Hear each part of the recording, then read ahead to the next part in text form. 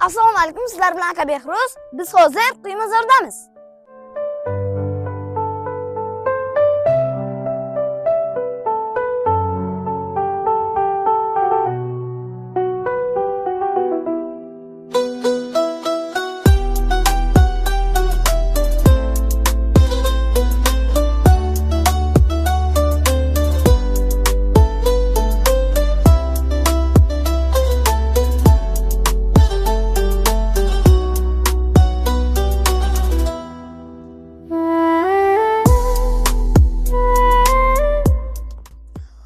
Ushbu suv ombori Qiziltepa tumanida joylashgan bo'lib, aslida tabiiy emas, balki sun'iy suv omboridir. Zarafshon vodiysi hududdagi sug'orish tizimining eng muhim qismi hisoblanadi.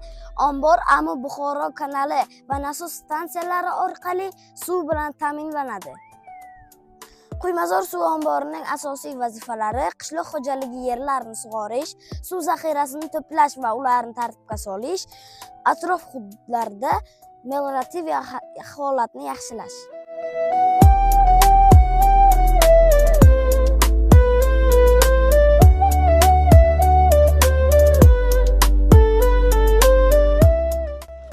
Bu hudud cho'l va yarimcho'l zonalarga juda yaqin bo'lgani sababli suv omborlari juda muhim hisoblanadi.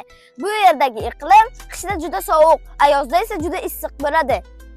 Siz bu yerda juda ham ko'plab o'simliklarni va turli xil qush va jonivorlarni uchratasiz. Bu ko'lning yuzasi taxminan 20-25 kilometr kvadratlar atrofida.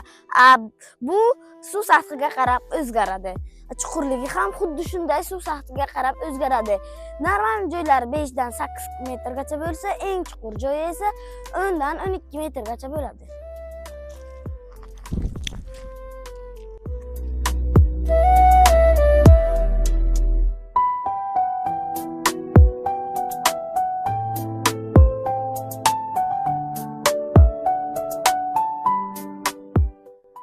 Men bu yerning manzilini o'z Telegram gruppamga tashlab qo'ydim. Bu yer oilaviy kelib piknik qiladigan eng zo'r joylardan biri va meni kuzatib boring. Xayr.